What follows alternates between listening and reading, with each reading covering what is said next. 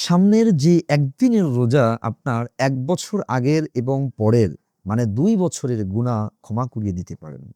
সুবহানাল্লাহি ওয়া বিহামদিহি। সহিহ মুসলিম শরীফ ১১৬২ নম্বর হাদিস। রাসূল করিম সাল্লাল্লাহু আলাইহি সাল্লাম বলেন, "সিয়ামু ইয়াউমি আরাফা আহতাসিবু আলাল্লাহ আইয়ুকাফফিরা আস-সানাতা আল্লাতী ক্বাবলাহু ওয়াস-সানাতা আল্লাতী বা'দাহু।" রাসূল করিম সাল্লাল্লাহু আলাইহি সাল্লাম বলেন, যে আরাফার দিনের রোজা আমি আল্লাহর কাছে ধারণা করি আল্লাহ এর মাধ্যমে ১ বছর পূর্বের এবং ১ বছর পরের গুনাহ আল্লাহ ক্ষমা করে দিবেন। সুবহানাল্লাহি ওয়া বিহামদিহি। প্রিয় ভাই ও বোনেরা, দেশের যে যেখান থেকে দেখছেন সকলকে অনুরোধ করব, একটি দিনের রোজা যদি একটি বছর আগের এবং পূর্বের গুনাহগুলো পরের গুনাহ ক্ষমা করতে পারে, এর দ্বারা আমরা জীবনে প্রতিনিয়ত গুনাহের ভিতরে ডুবে আছি। আসুন আমরা এই দিনে রোজা রাখার নিয়ত করে নেই। এই রোজা রাখার দ্বারা গুনাহের দ্বারা উদ্দেশ্য সগীরা গুনাহ, তওবার দ্বারা আল্লাহ তাআলা কবিরা গুনাহও ক্ষমা করে দিতে পারেন। সো আমরা ১ বছরের কত অজান্তে কত গুনাহ হয়ে যায়। আমরা গুনাহগুলো তওবা রোজা রাখবো, আল্লাহর কাছে তওবা করব। হতে পারে ১-২ বছরের কবিরা সগীরা গুনাহগুলো আল্লাহ ক্ষমা করে দিবেন। আসুন একটি বিষয় নিয়ে আমাদের দেশে তর্ক হয় যে আরাফার দিনের রোজা দ্বারা কোন দিনের রোজা?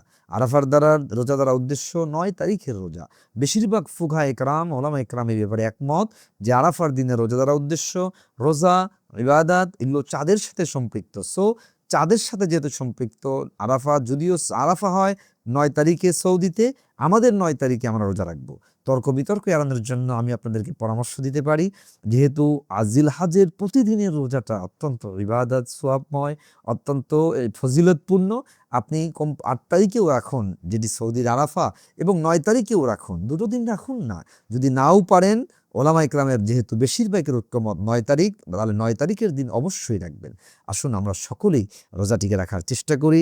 আল্লাহর কাছে আশা করি আল্লাহ যেন আমাদের এই রোজার মাধ্যমে আমাদের এই ২টি বছরের গুনাহগুলো ক্ষমা করে দিয়ে আল্লাহর পাকের নৈকট্য বান্দা হিসাবে কবুল করে নেন, এবং এই বিষয়টি জানানোর জন্য শেয়ার করে ভিডিওটি সকলকেই জানার এবং বোঝার সুযোগ করে দিবেন।